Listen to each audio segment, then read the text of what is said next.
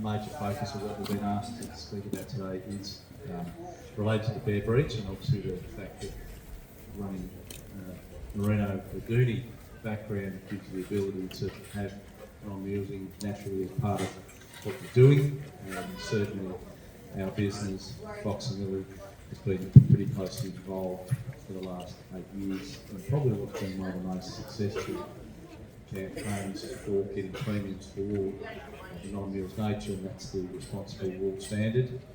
So we were the first business to get involved in Australia. In Farm Group was a really good way to do it, and we had a tremendous advantage because being a large wool brokerage company that had a sister business who's involved in export, they were able to convert a lot of the inquiry and business that was coming through from overseas into orders that growers who were involved in our business could then utilise for their wool. So we made some really strong connections with users, delivered some tremendous premiums for growers, and the markets developed very well. Probably there was a period in the last maybe sort of 18 months to 2.5 years ago where the premiums dropped off a point, but they've still there. But certainly the last 6 months we've seen a really significant increase again in the premiums. So in a market where we're seeing obviously wool prices not where we want them to be,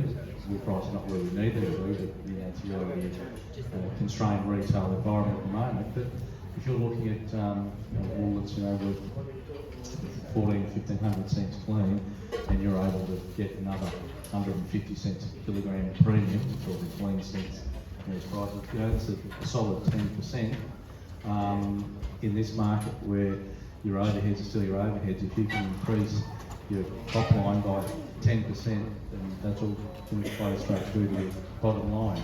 So, but it's not just a case of being on mules and having it on your certificate. Obviously, when your wool gets tested, that non-mulesing status goes on to the certificate. You go to the shade juice, which is then reproduced in the catalogues which we provide to exporters.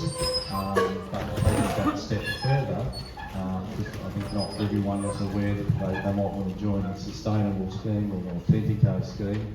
And while the Authentico has proved that there can be a bit of a benefit to the sustainable, it probably hasn't got much traction in the commercial sense, but certainly the RWS is the one where all the premiums really have been flowing. So I'll try and encourage anyone who's got sheep that don't need to be mules, as in what we're looking at here in the situation we're doing is, all you can do is do yourself a favour by getting involved in the scheme.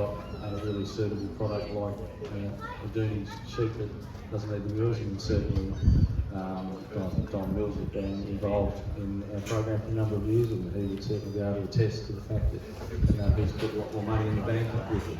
I think we sold some wool for him about 2 months ago. He had some lovely sort of 40-micron wool sitting in our store. We've been there for a little while. We had some in the shed because we had a special order from one of the Italian mills that needed to secure something pretty quickly, so we're able to deliver a really good premium on his rules in that situation. So there's some experience firsthand from one of the members of this group that there really is an advantage to it. And we appreciate the work you guys are doing in producing the animals, which helps us have a product that's a lot easier to sell.